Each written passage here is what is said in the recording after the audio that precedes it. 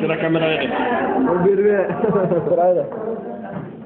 Dobrý den! Již po třetí vás vítám u pravidelného pořadu televize Eva a Vašek. Bílá orchidej.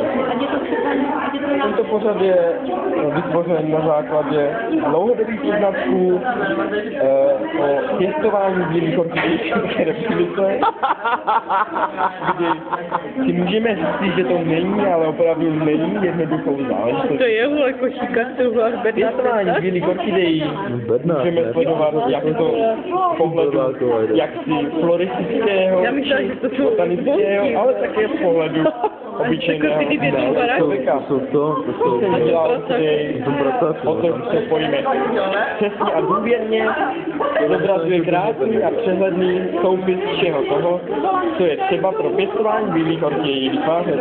Čemu tam něco ducha plného a ne kurva nějaký bílé orchideje. Toliko dnešní relací Bílá orchidej. A nyní se zeptáme zde magistry slečny Kováčové, jaký má pohled na píseň Bílá orchidej. Ano, slečna Kováčová je zaneprázdněná, právě telefonuje se svým manažerem. Myslíme si zavolat později. Slečno. Slečna nás udělá do ignoristu. Ano, to je ono. To je ono. Jenom bílou orchidej, překladu. Mluví tak retard.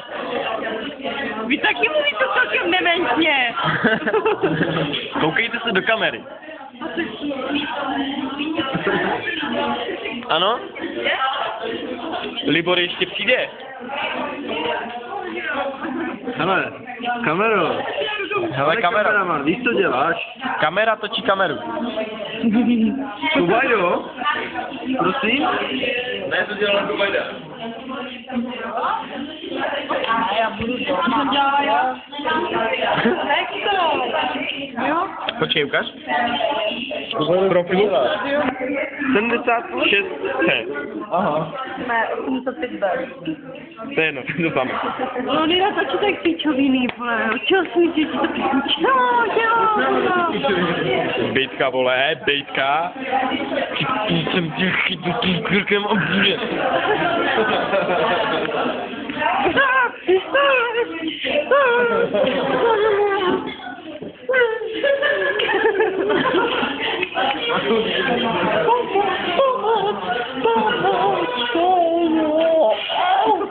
Písnik, vole.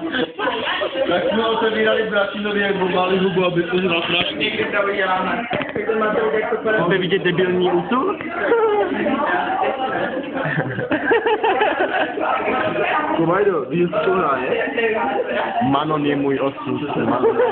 Manon je všechno, co neznal jsem dosud.